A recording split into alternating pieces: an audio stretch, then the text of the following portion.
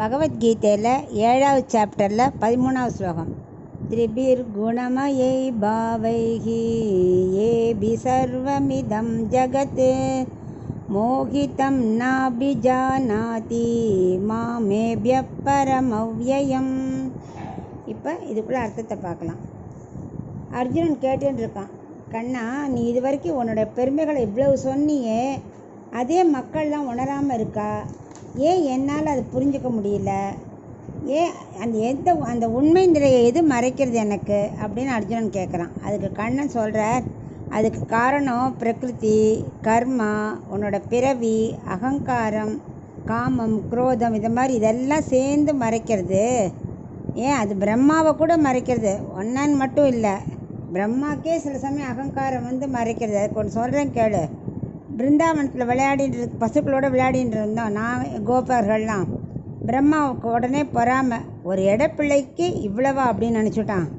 நான் தான் ஸ்ரீமன் நாராயணங்கிறது அவனுக்கு அந்த அகங்காரத்தில் மறந்து போயிடுத்து.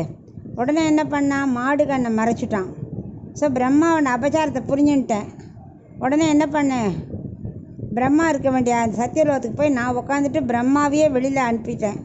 அப்புறம்தான் உண்மை புரிஞ்சு திருவடியில் விழுந்தான். ஸோ இந்த அகங்காரங்கிறது யாரையும் விடாது. பூலோகத்துலேயும் சத்தியலோகம் வரைக்கும் எல்லாருக்கும் அது இருக்குது. அதுதான் மறைக்கிறது. ஸ்ரீமன் நாராயணன் தான் இடையினா வந்திருக்கான்னு தெரிஞ்சுக்க வேண்டாமா? அவனுக்கு பிரம்மாக்கே அது தெரியலையே அப்படின்னு சொல்கிறார். அப்புறம் இப்போ அதை பற்றி கொஞ்சம் வளர்க்குறார். முக்குணம் இருக்கு இல்லையா, அது இடம், பொருள், ஆசை இதெல்லாம் சேர்ந்து தான் அந்த முக்குணத்தினால மறைக்கிறது. இப்போது நம்ம ஒரு இடத்துக்கு போகணுன்னு ஆசை வந்துடுறது. அதனால என்ன பண்ணுறோம், அதுக்கு வேணுங்கிற இதை அங்கே போகக்கூடாத இடம் தான் தெரியும், ஆனாலும் போகிறோம், அதுக்கேற்ற பொருளை ஈட்டுறோம். அதனால் அது முக்குணம் வளர்ந்துடுறது.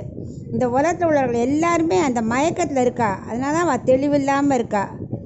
ஏன்னா அகங்காரம், குரோதம், காமம், நம்ம ஜெயிக்கணும், நம்ம முன்னேற அந்த வெறி எல்லாமே சேர்ந்து அவளை சம்சாரத்துலேயே அழுத்தி அழுத்தி என்னை பற்றி புரிஞ்சிக்க முடியாமல் ஆறுது. அதனால் முக்குணத்தை காட்டிலும் உயர்ந்தவனா, எனக்கு மாறுதல் ஏற்படாது, எனக்கு நான் மாறுதலுக்கு அப்பாற்பட்டவன், இதெல்லாம் புரிஞ்சிக்க முடியல அவளால். சத்வ, ரஜஸ், தமஸ் எல்லாமே மயக்கத்தை தான் கொடுக்கும். நீ கேட்ப, ரஜோகுணம் தமோகுணம் கரெக்டு, சத்துவமுமான்னு கேட்குற, சத்தியகுணமும் அதே தான், சத்துவமும். ஏன்னா நண்பன்னு சொல்லிட்டு வருவா, ஆனால் மனசுக்குள்ளே பகையுமே இருக்கும், அது நமக்கு தெரியாது. எலி எப்படி பொறிக்குள்ளே மாட்டுறது, அது ஆசையினால தானே. ஸோ அந்த ஆசையும் நமக்கு கண்ணை மறைச்சுடுறது. அதனால் இந்த ரஜஸ் தமஸோடையே சேர்ந்தது தான் சத்வகுணம். நல்லவ மாதிரி இருப்பான், ஆனால் மனசுக்குள்ளே நிறைய பேருக்கு பொறாமை இருக்கும், தாமச குணம் இருக்கும். அதெல்லாம் நம்ம புரிஞ்சுக்கிறது இல்லை எதுவுமே. இப்போது நம்ம சக்கரை பொங்கல் சாப்பிட்றோம், எத்தனை சாப்பிட முடியும்? கொஞ்சம் சாப்பிட்லாம், அப்புறம் திகட்டிடும். புளியோரை சாப்பிட்றோம், 2 நாள் வச்சுக்க முடியுமா? அது கெட்டு போயிடும். ஸோ இதெல்லாம் மாறுதலுக்கு உட்பட்டது. மனித பிறவி இது எல்லாமே இந்த உலகத்தில் இருக்கிறது எல்லாம் மாறுதலுக்கு உட்பட்டது. ஆனால் பகவானை நீ நினச்சா திகட்டவே திகட்டாது. நினைக்க நினைக்க நினைக்க இன்பம் ஜாஸ்தியாகுமே தவிர திகட்டாது. ஏன்னா இந்த மாறுதலுக்கெல்லாம் அப்பாற்பட்டவன் தான் பகவான் அப்படிங்கிறத புரிஞ்சுக்கணும்.